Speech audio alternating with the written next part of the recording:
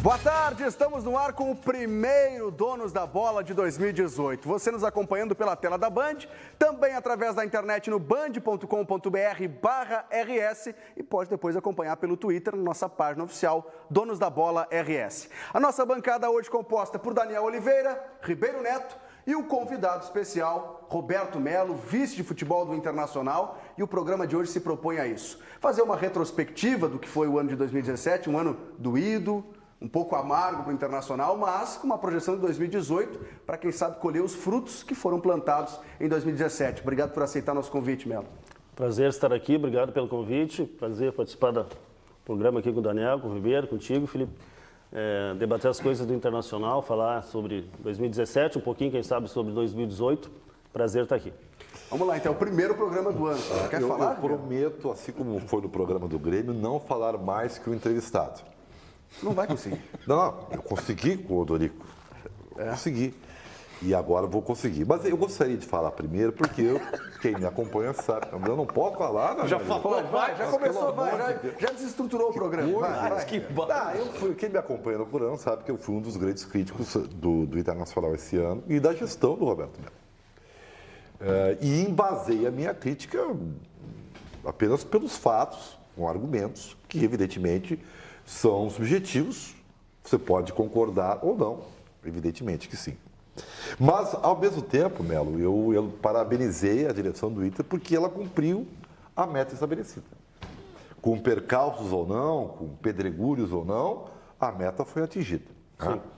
Agora, a primeira pergunta que eu te faço, remetendo lá ao início, porque o programa é uma retrospectiva, você acha que a tentativa do Hepta no Gauchão ou o sonho de uma Copa do Brasil dificultou o planejamento do Internacional para a Série B? Vou deixar o Roberto Melo responder depois do VT, porque a gente vai relembrar como foi o Campeonato Gaúcho para o Internacional, que foi uma grande surpresa a decisão, né? Inter e Novo Hamburgo, vamos relembrar. Estava tudo pronto para uma grande festa colorada. Maior torcida no estádio, time de mais camisa, mas faltava combinar com a equipe de azul. Bem, vamos para o jogo então. Chegada aérea do Novo Hamburgo logo no começo. A resposta colorada veio nesse lance. Brenner pede pênalti, Voaden não marca e está feita a primeira confusão. Minutos depois, a pressão vermelha continuou. Escanteio cobrado por William. Vitor Cuesta finaliza, mas o goleiro Matheus está atento. Assis, um dos melhores laterais do campeonato, coloca na grande área. E Hernando, a surpresa do técnico Antônio Carlos, mete contra o patrimônio. Novo Hamburgo na frente, com a mão na taça.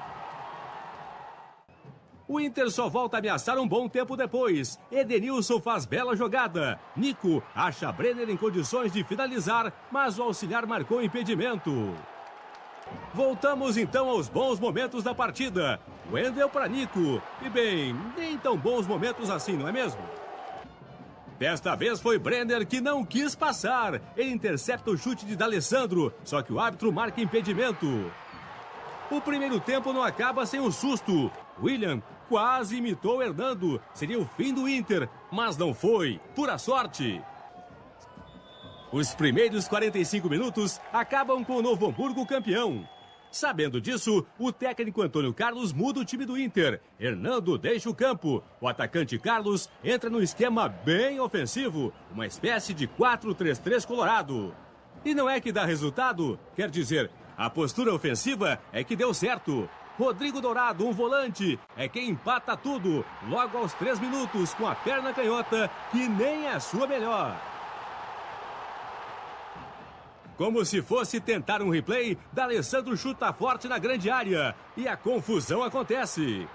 Quase o mesmo resultado final, que não foi o mesmo, não desta vez.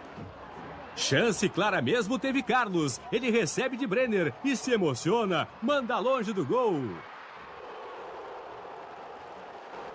Nico também teve uma oportunidade, mas se atrapalhou. D'Alessandro resolve jogar, serve o Wendel e o Inter tem mais uma boa chance desperdiçada. E nem o camisa 10 consegue resolver, era só acertar o gol, mas ele errou. Agora uma jogada bem trabalhada. Começa com o Léo Ortiz, passa por Nico, D'Alessandro e tem Valdívia chutando para uma defesa até fácil. Nesse jogo aconteceu de tudo. Até o ótimo goleiro do Novo Hamburgo de ótima campanha falha. Sorte que não deu em nada. Aos 45, falta perna para Brenner. E sobra a perna para o William, que perde a oportunidade, uma chance de ouro. Final de jogo, a decisão do gauchão vai para os pênaltis. Desta vez, a sorte não esteve do lado vermelho. 3 erraram. D'Alessandro, Vitor Cuesta, Nico Lopes. Sobrou para Pablo, um zagueiro, tirar Danilo do lance e começar uma festa inédita em Novo Hamburgo. Noia campeão gaúcho de 2017. Hoje nós somos grandes. Hoje o Novo Hamburgo é grande. É um momento histórico, talvez demore muitos anos para acontecer. Talvez não, porque o Novo Hamburgo é uma força muito grande. Os nossos atletas, com todos os méritos, né, de acreditar que poderíamos conseguir esse título. O Novo Hamburgo mostrou aí que é possível de chegar a um título do Campeonato Gaúcho. A equipe, na minha opinião, nos 2 jogos finais foi melhor, não conseguiu o título, mas o trabalho continua do mesmo jeito que nós fizemos até agora. A gente fica sentido, né, por não ter ganho esse título, mas do que começamos no início do ano até agora, tivemos um crescimento impressionante e a gente espera continuar assim.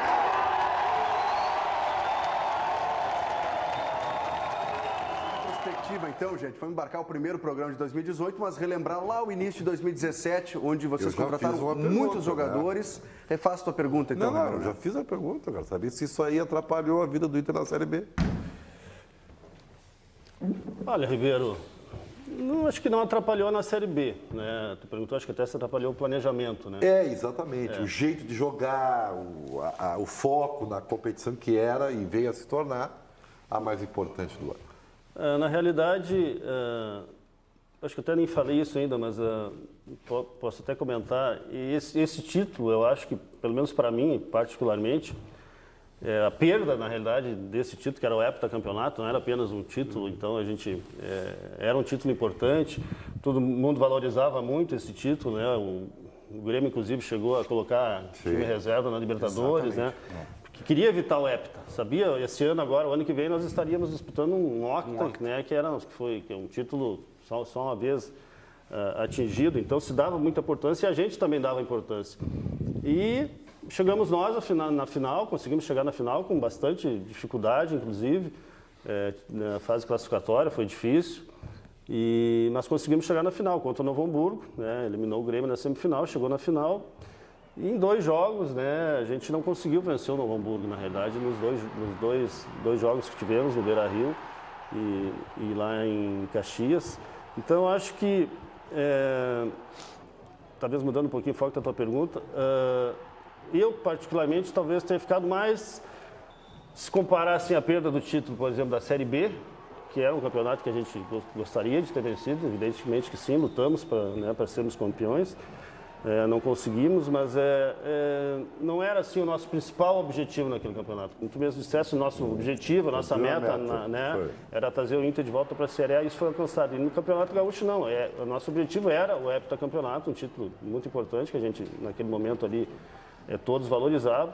E acho que talvez particularmente me frustrou mais nessa retrospectiva também fazendo, não ter conseguido o heptacampeonato do que propriamente o título da Série B.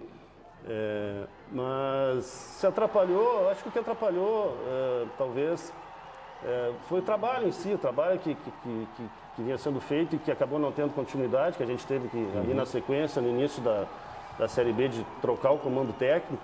E tivemos que trocar depois novamente, é uma coisa que a gente não, às vezes a gente fala que não gosta de fazer as perguntas e as pessoas dizem, pô, mas vocês trocaram. Então por que fez? Por que fez? Não, mas a gente não está lá para fazer o que a gente gosta, né? E a gente está lá para fazer o que é preciso ser feito. E a gente está lá para analisar as coisas no dia a dia, ver o trabalho que vem sendo feito no dia a dia e se a gente, no nosso diagnóstico, na nossa convicção, aquele trabalho vai continuar surtindo efeito, vai ter efeito positivo. Né? E naquele momento ali, logo após o gauchão, era uma questão de metodologia de trabalho que a gente entendia naquele momento que não, né, surtiria o efeito que a gente imaginava do treinador. Tinha coisas boas, mas ele tinha uma convicção de que tudo que ele aprendeu lá fora, na Europa, ele fez os treinamentos lá, ele tinha uma escola, principalmente italiana, né, como conceito, como filosofia, e ele queria implantar aquela metodologia literalmente aqui no Brasil, e a gente tentou várias vezes convencê-lo de que tem que se adaptar, tinha que adaptar. O jogador brasileiro tem outra cultura, né, o jogador italiano tem uma cultura tática muito maior, desde pequeno. E a gente viu que aquilo a gente não estava conseguindo convencer, do contrário. Eu acho que ele tinha todo o direito de ter a convicção dele, de continuar insistindo. E a gente entendeu por fazer a troca ali no início da Série B, porque achava que realmente não ia surtir o resultado que a gente esperava. Mas tu sabe que antes, quando estreou a Série B, parecia que ia ser E é isso maravilha, que eu quero chamar agora. Já vou deixar a ficha na mão do Daniel Oliveira, ele vai fazer a próxima pergunta, mas vamos relembrar como foi a estreia do Inter na Série B contra o Londrina. Dava a impressão para todos nós de que seria fácil, iria deslanchar. Não aconteceu, mas vamos relembrar. Inter 3-0 no Londrina. Em dia de estreia, o público vestido a caráter para o grande evento. De um lado, o vermelho do time visitante. De outro, o alvo celeste da casa, dono da torcida e de parte de um elenco modificado. O Colorado ele não está tão bem, né? A gente sabe disso. Mas o Londrina está se estruturando. Eu acho que o Londrina tem boa chance, sim. Fé, vamos subir para a Série A esse ano. E quando a bola rolou, o Leque tentava avançar. O Inter parecia não ter pressa e começou o jogo tranquilo. O tempo ia esquentando os times, mas sempre que um lance se aproximava da área, o adversário dificultava. Num lance perigoso contra o Londrina, o lateral Lucas Ramon desviou. Ataques afiados, mas as defesas também se mostravam preparadas. Até que aos 20 minutos, Marcelo Cirino chutou da entrada da área, o volante França cortou com a mão. Pênalti. Na cobrança, o experiente meia argentino D'Alessandro fez Inter 1-0. O Londrina tentava a recuperação. O meia Celcinho encontrou o atacante Fabinho, que não aproveitou. O Leque não fez e sofreu o castigo. 3 minutos depois, em jogada de contra-ataque, o atacante uruguaio Nico Lopes ampliou o placar no Estádio do Café. No segundo tempo, o Inter continuou pressionando. D'Alessandro mandou para fora. Lucas Ramon também tentou, mas não teve sucesso. Na sequência, numa bobeada da zaga do Londrina, aos 4 minutos, Nico Lopes recebeu e fez o segundo dele, terceiro do Colorado. E poderia ter saído mais um. O Leque ainda insistiu na cobrança de falta, no rebote. E com o atacante Arthur, mas o chute fraco facilitou a vida do goleiro Daniel. O Inter também tentou com Marcelo Cirino aos 25 minutos, mas o placar ficou como estava. Numa das últimas tentativas, o lateral Ayrton mostrou que o sábado não era mesmo do Tubarão. Nada também nessa outra cobrança de falta. E assim, sem graça mesmo, o jogo terminou em 3-0 para o Internacional. É só o começo, mas começar assim, a gente fica feliz porque é a sequência de um trabalho, né? Iniciamos fora de casa, conseguimos uma vitória, agora temos a Copa do Brasil no meio e depois espero que o mais importante é nós fazermos o nosso dever de casa jogando contra o ABC. Criou a ilusão, Melo, que o Inter iria deslanchar na Série B? Acho que pode... se criou, pode ter criado externamente, né? Não internamente, mas eu acho que também serviu, foi isso que a gente viu praticamente no resto do campeonato todo, talvez serviu de modelo para as outras equipes, porque o Londrina talvez tenha sido a única equipe, pelo menos até quase o final do campeonato ali, que permitiu que o Inter tivesse um jogo mais tranquilo, que atacou o Inter, que deu os espaços para o Inter, e o Inter, né, ganhou facilmente o jogo por 3-0. As outras equipes todas, a partir dali, a gente jogou sempre com as equipes muito atrás, sempre fechando os espaços, sempre jogando por uma bola, jogando no erro, jogando no contra-ataque. Então, acho que também esse jogo, né, as equipes analisaram como o Londrina jogou e dali para diante a gente, né, não enfrentou mais nenhuma equipe jogando com a gente dessa maneira. E a gente via outras equipes quando a gente assistia outros jogos, por exemplo, eu assisti um jogo do Criciúma contra o Juventude, que o Juventude acabou vencendo 2-1. E o Criciúma atacando o tempo todo, dando contra-ataque o tempo todo para Juventude, e a gente não tinha essa facilidade, né? As equipes, na realidade, sempre jogavam, mesmo o Criciúma quando jogou lá com a gente, as equipes sempre jogando no erro, e a gente tinha que superar essa dificuldade, que acabou sendo, e é natural que fosse assim, né? As equipes contra o Inter sempre jogavam de uma maneira diferente. Fala, Daniel. O título da Série B, de que forma ele era tratado no vestiário? O título era um objetivo perseguido, todos, né, queriam vencer a Série B, todos lutaram para vencer a Série B. Não era o nosso primeiro, a gente sempre falava, todo no discurso, tanto externo quanto interno, né, nosso primeiro objetivo, e todos sabiam disso, direção, jogadores, comissão, era o acesso. Essa era a nossa missão. Que, nós não tínhamos outra maneira de terminar esse ano que não fosse com acesso. Todo ano se diz, né, na Série A, Inter, Grêmio, alguns times entram, tem obrigação de ganhar, tem obrigação de... São favoritos, mas isso na realidade, é da boca para fora, porque apenas um ganha, os outros todos, né? Sim. Só que ali não, na Série B nós realmente não restava outra coisa para nós que não fosse o acesso. Mas, Melo, me parecia... O título não, mas nós buscamos o título, não conseguimos. Eu acho até que sim, e é uma coisa que talvez seja até da grandeza do clube, é uma coisa natural, né? Mas me pareceu em determinado momento, talvez ali no meio daquela crise pós-jogo contra o Paysandu, quando houve a troca do Zago pelo Guto Ferreira, e até alguns jogadores, como o D'Alessandro, admitiam que o Internacional tinha que se adaptar às intempéries, né? A circunstância, uma coisa que eu brigava com o Daniel toda hora aqui. Eu discordava, eu sempre achei que não tinha que se adaptar à competição. Tem que aprender a jogar. Um time bom, bem treinado, ao natural, ele vence. E eu fiz uma leitura, Melo, naquele momento que não era só do time. Era o clube e era até a torcida, que pareciam estar ainda jogando com vergonha. Então isso impedia, deixava todo mundo travado, sabe? Então era aquele peso enorme. Então cada jogo do Beira-Rio era um horror, porque era uma pedra enorme nas costas de todo mundo da torcida. E aí não saía nada. Então parece que quando o Inter perdeu, peraí, porque nós estamos na Série B mesmo, tchê. Vamos jogar essa coisa aqui. Me pareceu que houve essa transformação para melhorar. Ribeiro, isso aconteceu, essa questão do torcedor mesmo. A gente falou durante o ano que uma das coisas mais importantes, mais difíceis que estavam acontecendo era conquistar a confiança do torcedor. Normalmente o torcedor vinha muito machucado, muito magoado com o rebaixamento, uma coisa que nunca tinha acontecido, que todo torcedor colorado, né, com razão se vangloriava, né, de ser um clube dos poucos clubes que nunca havia sido rebaixado. E aí, no momento até de que o clube vinha nos últimos 15 anos vencendo tudo, menos ainda se imaginava que isso pudesse acontecer. E quando o torcedor se depara com rebaixamento, assim, né, de repente, né, inesperado, o Inter na segunda divisão, então isso realmente afetou demais, né, o torcedor e toda a parte interna também de todos nós também somos, em primeira instância, torcedores, né? Então, acho que isso era uma dificuldade a mais, porque o torcedor ele não tinha, por exemplo, aquela paciência que se pede, aquela compreensão do momento difícil. O torcedor achava, né, e talvez esse primeiro jogo também levou um pouco a isso, que o Inter tinha que entrar em campo e atropelar todo mundo. E os jogadores também sentiam essa pressão. E não é por acaso que, se a gente vai analisar a maioria não, mas alguns dos melhores jogos do Inter no ano, foi, na realidade, contra times da grandeza do Inter. Foi no Grenal, foi no Corinthians, foi no Palmeiras, quando o Inter não tinha esse peso, né, essa obrigação, essa responsabilidade toda de ter que entrar em campo e vencer e dar espetáculo e dar goleada. Então, acho que isso realmente fez parte do nosso dia a dia, essa dificuldade.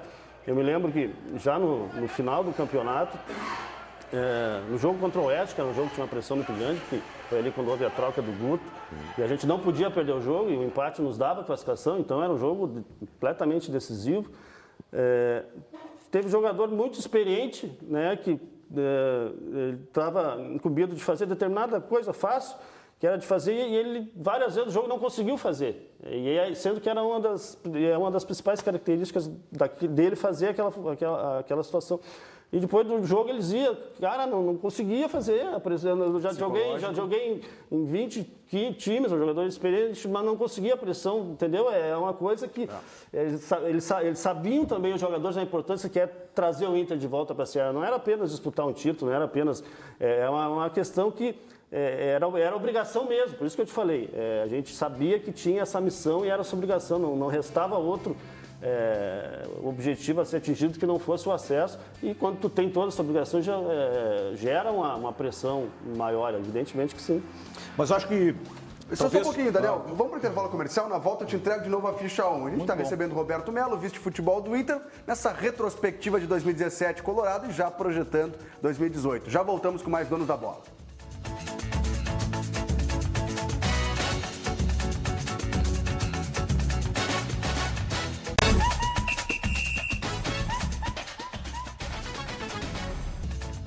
Estamos de volta com mais Donos da Bola aqui na tela da Band. Deixei a ficha 1 com o Daniel Oliveira. Iria fazer o questionamento ao Roberto Melo, vice-futebol do Inter, que é o nosso convidado nesse Donos da Bola especial. Vai, Daniel. Eu fui crítico em determinado momento aqui em relação ao Inter, porque eu via no Internacional o melhor time da competição. Com uma diferença técnica, inclusive gritante, em relação aos seus adversários. Bastava analisar os jogadores dos adversários do Internacional e você via que não conseguia montar um time para jogar no Inter, né? Agora, todos os jogadores do Inter jogariam em todos os times da competição. Ficou um sentimento, independente de título e tal, eu tenho um pé atrás com o título de Série B, eu acho que clube grande, se puder evitar ser campeão da Série B, é melhor.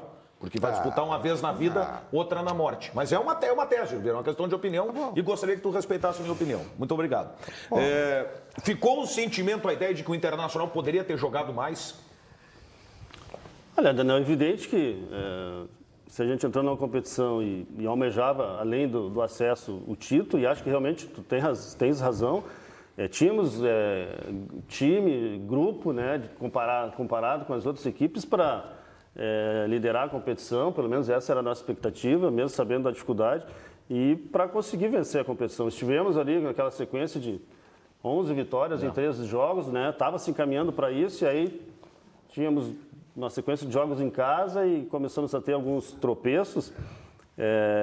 Então, evidente que a gente achava, entendia, e até hoje entende que a gente podia ter ido melhor. Acho que podíamos sim. Principalmente na finaleira ali do campeonato, os jogos finais, ter tido um rendimento melhor ali dentro de casa.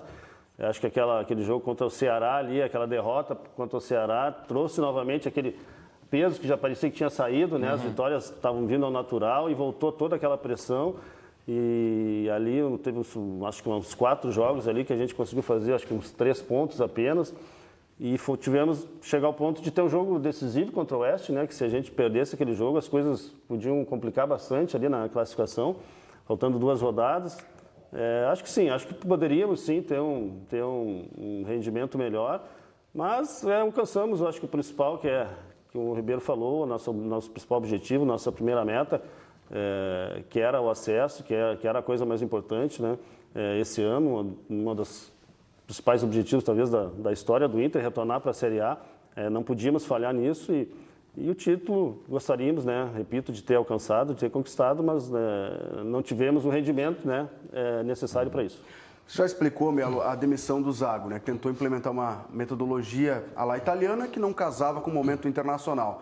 Vamos acompanhar o que disse Guto Ferreira quando apresentado como novo técnico do Inter e aí depois a gente faz a avaliação do trabalho do Guto sob o comando colorado. A compactação, a marcação agressiva, o jogo de transição rápido, né? E a imposição de jogo. Um cara que influenciou muito aqui dentro do Internacional, a minha carreira, foi o Tite. E uma coisa que eu aprendi com ele foi o controle do jogo. Buscar sempre o controle do jogo. A partir de quando nós vamos conseguir isso, não sei, mas nós vamos trabalhar buscando isso. Eu acho que eu não sou especialista, não, de Série A, ou de Série B, ou de Série C. Eu trabalho com futebol, não importa qual divisão, qual tipo de campeonato. Essa era a ideia inicial do Guto Ferreira. O que acabou não dando certo, Melo?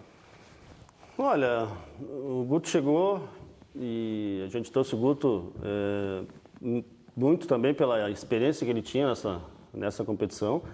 E ele realmente tinha, e ele, diferente de muitos outros treinadores que a gente conhece, ele ele conhece muito jogador, conhece quase todos os jogadores de todas as equipes, então ele sabia fazer uma análise, né, muito boa dos outros jogadores, das outras equipes.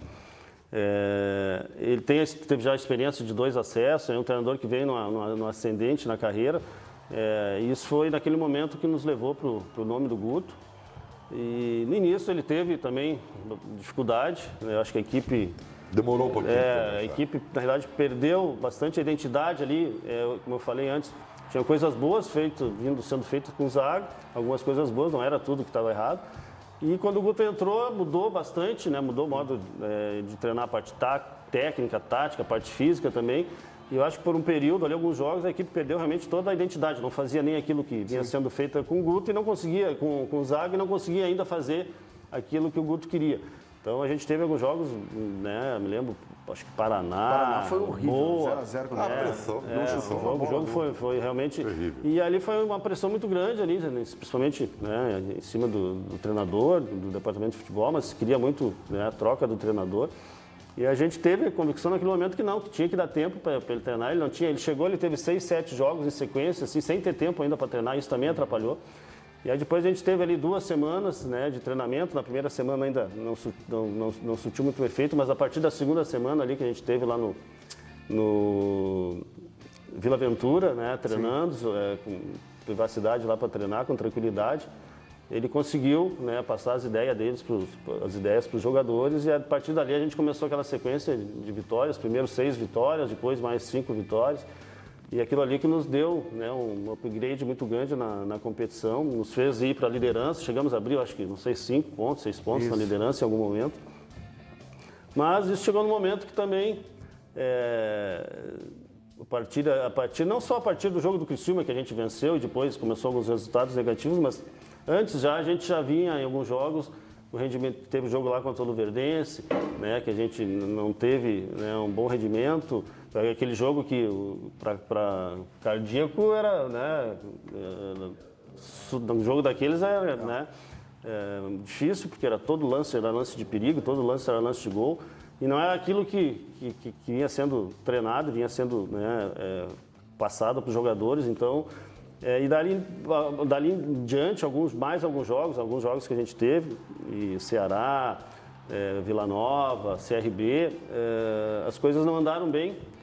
E a gente está ali dentro e analisando tudo que está acontecendo, né? E como eu falei, acho que, não sei se foi no ar ou foi fora do ar, a gente não gosta realmente de fazer essa troca de comando técnico, foi no ar, mas às vezes a gente tem que fazer o que é preciso, né? E a gente entendeu ali que faltando, depois do jogo do Vila, a gente teve o jogo do Luverdense lá, muita gente achava até que naquele momento ali a gente alteraria o comando, até porque aconteceram algumas declarações lá, né, após o jogo, e mesmo assim a gente tinha o jogo do Vila Nova, nós vamos, né, insistir ainda, e a gente, depois do Vila Nova, entendeu que não dava, a gente não podia correr esse risco, né, a gente não tinha o direito de correr esse risco de o Inter ter um mau resultado lá contra o Oeste, então por isso que a gente fez a alteração, né, e o comando passou para o Odair, e eu acho que de novo a gente acertou, porque nos últimos 3 jogos ali a gente fez 7 pontos e conquistou a vaga aí com tranquilidade.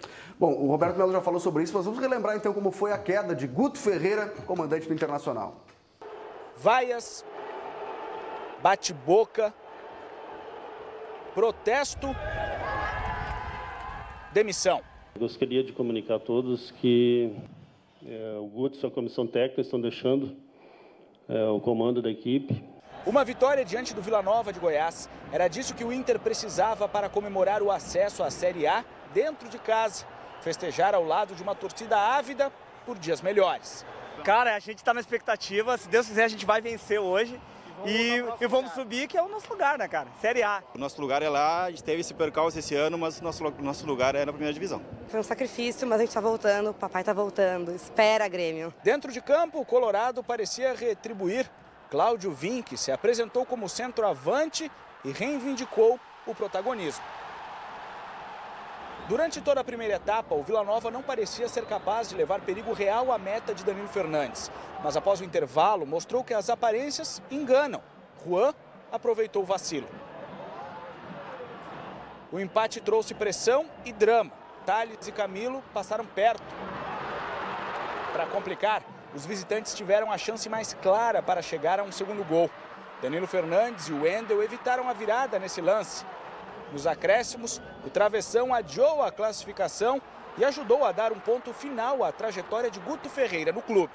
Nós entendemos que era importante fazer essa correção e dar uma mudança de rumo aí nesses últimos 3 jogos que faltam para o término do campeonato. O Internacional precisa de apenas mais um ponto para confirmar matematicamente o retorno à elite do Campeonato Brasileiro. E vai ser do auxiliar Odair Hellmann a missão de comandar a equipe na reta final do Brasileirão da Série B. É uma decisão que a gente respeita, agora tem que precisar no próximo jogo, não tem o que a gente fazer.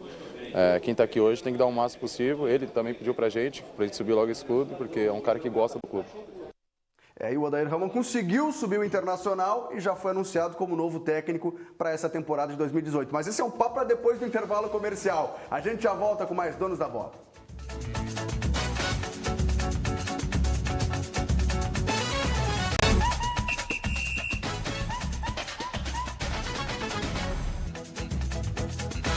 Estamos de volta com o primeiro programa de 2018, Donos da Bola no Ar, hoje recebendo Roberto Melo, vice-futebol do Internacional.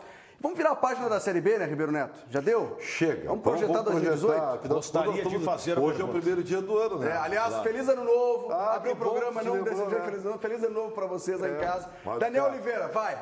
Eu defendi... Feliz ano novo para as pessoas. Mas claro, mas eu deixaria para o final. O que é bom é lá no final. Tá certo. Quem é que disse isso? Sei lá. Faz a tua pergunta, Daniel. A minha pergunta é o seguinte. Primeiro, recapitulando o que eu disse no começo do ano aqui. Eu acho que quando um time é rebaixado, tu não pode fazer terra arrasada. Tem algumas situações que daqui a pouco você pode reaproveitar. Mas eu vi o Internacional como uma exceção. E defendi aqui que o Inter tinha que fazer uma limpa geral no seu vestiário. Isso, de certa forma, acabou sendo feito pela direção do Inter e eu elogiei aqui porque achei uma iniciativa correta, pelo menos na linha que eu pensava, porque eu via naquele time do Internacional 2 características que eu abomino para time de futebol. Um time fraco tecnicamente e covarde. E aquele era um time que aceitava o que caiu. Era um time que aceitava a derrota passivamente, né? Jogadores saíam de campo com a cara na grama, aquela história toda. Mas muitos desses jogadores voltarão para o Internacional.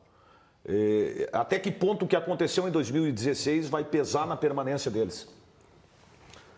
Mas muitos, tu diz dos que foram emprestados no início do ano passado. Muitos retornam, mas muitos já, cerca de 15 jogadores aí já foram recolocados novamente, reemprestados principalmente. Tem alguns ainda que se reapresentam agora nesses próximos dias.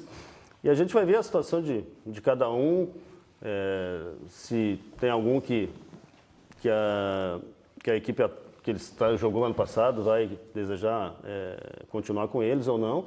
Senão a gente vai analisar junto com a comissão técnica ou o aproveitamento, né, de algum atleta desse nosso grupo, ou tentar recolocar ele novamente, como a gente fez o ano passado. Melo. Tu não vem com dourado de zagueiro. Não. Tem uma coisa que está me preocupando já faz tempo, e eu estou chateando os ouvintes da Rádio Bandeirantes e aqui o pessoal usando da bola com isso. E eu chateio por falta de informação, talvez o erro seja meu. Eu não tenho informação. Eu posso falar? Não, tá. Fez assim, gesto que eu faço bife. Começar o ano assim é dose, né? Eu não sei qual é o conceito de futebol do Odair Hellmann. E eu não sei porque eu não conheço o trabalho do Odair Hellmann o suficiente para analisar. Para eu poder, por exemplo, julgar os nomes que estão vindo, os nomes que estão sendo especulados e tal. Como é que o Inter quer jogar em 2018? Tu saberia nos dizer? Aliás, eu vou emendar em cima disso. O Inter tem, na sua identidade, no seu DNA, um estilo de jogo propositivo, né? Os grandes times da década de 70, de 2006, de jogar com a bola. Isso foi se perdendo nos últimos anos. Faz muito tempo que não tem um padrão. Exatamente, se perdeu. O Argel jogava no contra-ataque, o Diego Aguirre era no contra-ataque. Isso foi se perdendo. Vai se retomar para 2018? Olha, Ribeiro e Felipe, na realidade, se a gente... com raras exceções no futebol brasileiro, a maioria das equipes joga dando a bola, né, para o adversário. Até porque é mais fácil jogar assim, né? Mais confortável. É mais fácil tu tentar jogar no erro, que foi o que aconteceu ano passado com a gente na Série B. Exatamente. E a gente jogou com a maioria das equipes assim, dando a bola para a gente desde o Gauchão, no início do Gauchão, no ano passado, a gente sofria muito gols de contra-ataque, porque é uma maneira de se jogar. Muitas equipes jogam assim, acho que até a maioria joga assim, muitas vezes tem êxito. O que eu acho que tem que ter, na realidade, um equilíbrio, né, na questão de propor o jogo, de ter qualidade para propor o jogo. Tu tem que ter jogadores de qualidade para isso e tem que treinar isso. Tu tem que, no dia a dia, se tu não treinar a aproximação, se tu não treinar triangulações, se tu não treinar um jogo apoiado, tu não vai acontecer durante o jogo. Mas o Odair gosta desse estilo de jogo. O Odair gosta, o Odair é esse, o Odair, o Maurício, que é o auxiliar dele, que é auxiliar na seleção junto com o Tite, o Caico, da filosofia, do conceito, né, deles, esse tipo de jogo. Mas junto a isso, por isso que eu falei do equilíbrio, tu tem que ter isso, tu tem que treinar isso, tu tem que estimular isso durante os treinos, criar esse estímulo, mas hoje o futebol não permite mais que tu tenha times que não tenham velocidade, que não tenham um nível, né, de força suficiente para enfrentamento. Então tu tem que ter também esses jogadores que te dêem essas opções de tu ter velocidade na frente, em alguns determinados momentos do jogo tu vai ser atacado, seja porque o time for, e tu vai ter um contra-ataque à tua disposição. Tem que ter repertório. E se tu não tivesse jogadores de velocidade, tu não consegue utilizar esse tipo de situação. Então, eu acho que é o equilíbrio. O Inter tem que ser um time que propõe o jogo, que tenha jogadores para isso. Acho que nós temos jogadores e estamos trabalhando ainda para qualificar mais a equipe. Ter ser uma equipe que eu acho que tem um sistema defensivo sólido também. Eu acho que as equipes que geralmente vencem os campeonatos são aquelas que sofrem poucos gols, né? E ter qualidade, velocidade e força também, que eu acho que são essas variáveis aí, essas valências aí que vão nos dar condições aí de disputar coisas importantes esse ano. Bom, reta final do nosso programa, uma pergunta fácil para o Melo responder, porque Dourado até agora foi bola na fogueira. É isso? Dourado de zagueiro, vai lá, vai. Não, todo mundo já sabe que eu acho que ele vai chegar na seleção como zagueiro. Como volante, para mim ele estagnou. E ele acho que tem ferramentas fantásticas para ser um jogador de seleção na zaga. É só isso que eu acho. Concorda, Melo? Não concordo. Eu também não, pode discordar. Então já que falta assim, feliz ano novo! Alô, galera, feliz ano novo! E principalmente, já que o programa de hoje é dedicado aos colorados, um feliz ano novo aos colorados. Claro, né, isso aí. Agradecer a oportunidade, o convite, né? Começar o ano aqui falando na Band. E desejar principalmente ao torcedor colorado, né, um feliz ano novo. Né, que esse ano seja realmente um ano de felicidade, de alegrias, de comemorações, né, para o nosso torcedor que teve um sofrimento muito grande no ano de 2016 com o rebaixamento, e o ano passado, né, esse martírio, esse calvário que a gente passou pela Série B, essa dificuldade toda que a gente teve. Então acho que o Colorado merece um ano feliz, um ano de alegria, um ano de conquistas. E a gente vai trabalhar bastante para isso. Valeu, sucesso. Valeu, Daniel, Ribeiro Neto. Valeu. Vem aí o Band Mulher com a Regina. Feliz ano novo. Um abraço.